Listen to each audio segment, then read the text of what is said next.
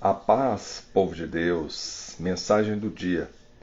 Nem todas as tempestades vêm para poder atrapalhar o seu dia, mas sim para limpar seus caminhos.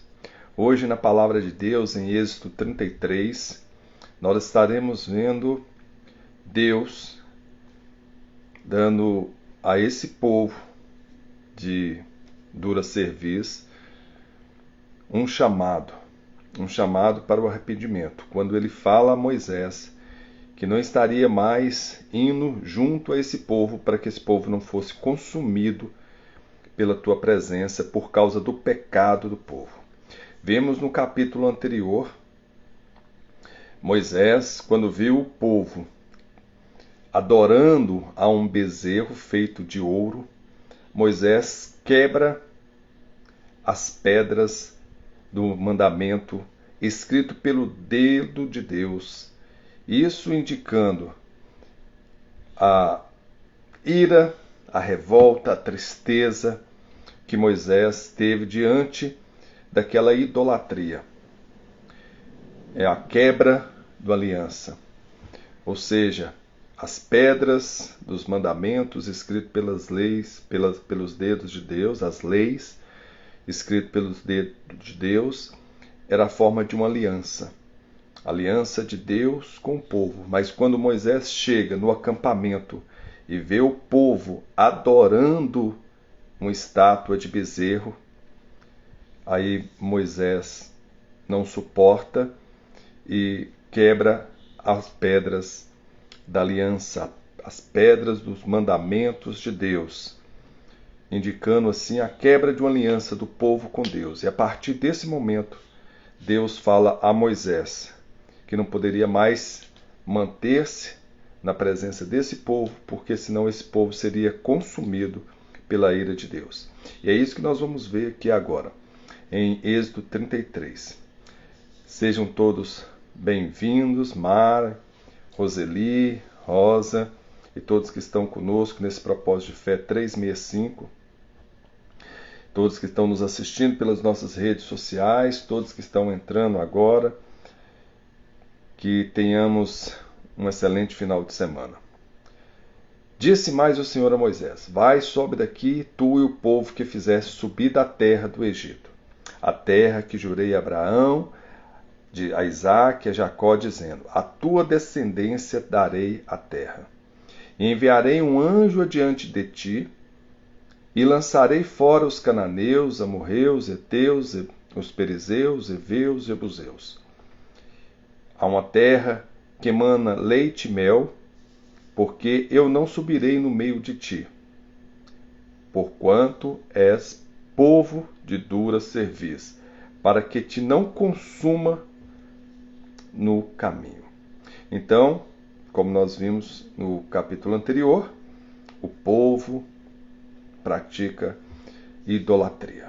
O povo constrói um bezerro para adorar como se fosse o Deus, sendo que Deus já havia falado que não poderia o povo se dobrar diante de nenhuma imagem, nenhuma escultura feita pelas mãos do homem que representasse nem mesmo o próprio Deus, porque Deus buscava e busca os verdadeiros adoradores que adoram em espírito e verdade. Mas esse povo desobediente, de dura cerviz, desobediente, infelizmente fez um bezerro para adorar, porque isso vinha da cultura do povo egípcio, de fazer esculturas para adorar, e eles adoravam a vaca, adoravam figuras de animais, do sol, eram vários deuses que eles adoravam. E o Senhor queria que esse povo fosse um povo separado para ele, um povo santo, um povo que adorasse apenas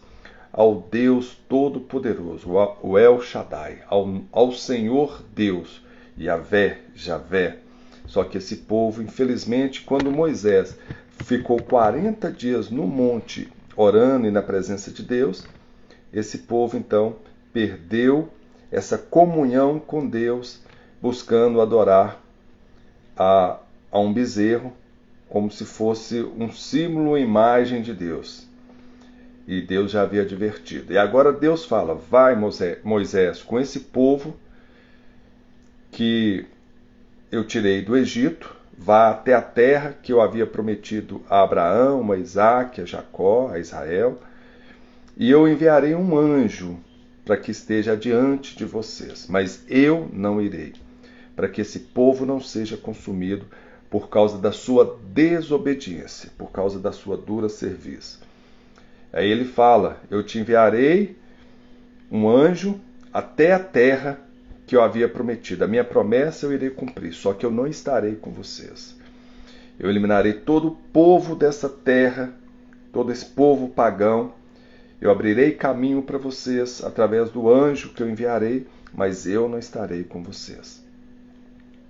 E ouvindo o povo esta má notícia, pranteou, chorou muito, e ninguém pôs sobre si os seus atavios. Os atavios eram aqueles enfeites da festa que esse povo estava com eles celebrando, adorando aquele bezerro. São aqueles enfeites de idolatria que eles penduravam no pescoço, as argolas, os brincos, todos os enfeites, todas aquelas roupas e aquelas vestimentas festivas que eles usavam na idolatria ali do bezerro, que eles saíram para adorar e para festejar e para celebrar, porém diante de um bezerro feito de ouro. E assim diz o Senhor. E quando o Senhor falou que não estaria mais na presença desse povo, então esse povo, não é que eles arrependeram, eles tiveram remorso, eles choraram, porque nós vamos ver logo à frente, nos próximos capítulos, que esse povo volta novamente a desobedecer ao Senhor. Então, porquanto o Senhor tinha dito a Moisés, disse aos filhos de Israel: és povo de tua cerviz. Se por um momento subir no meio de ti, te consumirei. Porém, agora tire os teus atavios para que eu saiba o que hei de fazer. Então, quando Deus viu que esse povo estava pranteando, estava chorando, Deus falou assim: fala com esse povo para tirar esses enfeites da idolatria deles, e eu vou pensar o que eu irei fazer. Ou seja, Deus queria ver o comportamento do povo, se o povo realmente iria obedecer. Então os filhos de Israel se despojaram dos seus atavios aos pés do monte Horebe. Então o povo teve uma atitude diante dessa repreensão do Senhor, diante da ameaça de que Deus não iria mais com o povo. E esse povo de Israel, eles não queriam estar longe da presença de Deus. Por mais que eles eram desobedientes, a presença de Deus para o povo de Israel representava segurança, orientação, provisão. E eles tinham medo de não ter a orientação, a provisão, a proteção do Senhor, a direção do Senhor. Por isso que eles lamentaram, eles choraram. Então tomou Moisés a tenda, depois que o povo despojou de todos aqueles enfeites festivos. Moisés tomou a tenda e estendeu para si fora do arraial, bem longe do arraial, e chamou-lhe de tenda da congregação. E aconteceu que todo aquele que buscava o Senhor saía até a tenda da congregação ou tenda do encontro, e estava fora do arraial. Então Moisés, ele montou uma tenda fora do arraial, onde o pessoal estava concentrado, onde tinha as tendas das tribos de Israel. Moisés foi lá e montou uma tenda bem longe das tendas onde estavam o povo de Israel ali acampados. E ali Moisés ia frequentemente orar ao Senhor fora do arraial, nessa tenda que ele construiu, uma tenda temporária. E o povo também ia nessa tenda orar e pedir ao Senhor. É como se fosse um pequeno templo montado por Moisés ali, um local de encontro com Deus. A tenda de congregação é a tenda de encontro, onde o povo poderia ir lá e orar ao Senhor, buscar ao Senhor. E assim fazia Moisés. E tomou Moisés a tenda, estendeu-se para fora do arraial E acontecia que, saindo Moisés à tenda, todo o povo se levantava, e cada um ficava em pé à porta da sua tenda, e olhava para Moisés pelas costas até ele entrar na tenda. E sucedia que, entrando Moisés na tenda, descia a coluna de nuvem descia e punha-se à porta da tenda, e o Senhor falava com Moisés. Aqui nós vimos que o povo de Israel ia a essa tenda também. Porém, quando Moisés ia à tenda, a nuvem do Senhor, a presença do Senhor, descia ali.